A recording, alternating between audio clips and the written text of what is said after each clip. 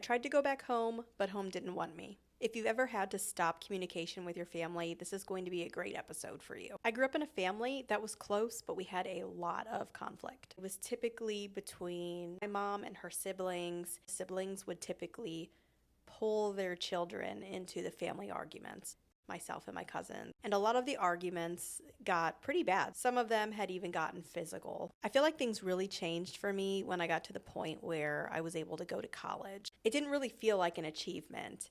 It came with someone saying, don't forget where you came from. Don't get too big-headed.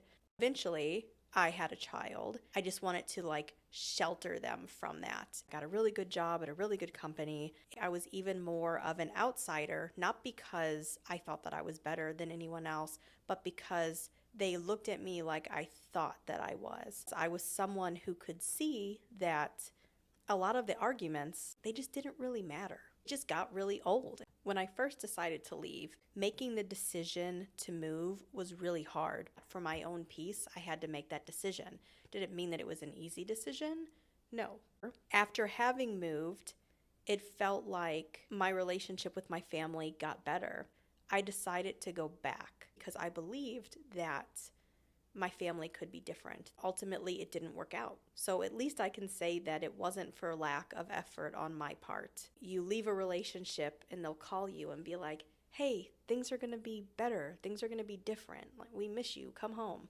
And then you go back and it's not better and it's not different. Maybe initially it is, but eventually you fall into these old patterns. Sometimes you reach a point where there is no going back. It just felt like each time I left, it got more and more painful.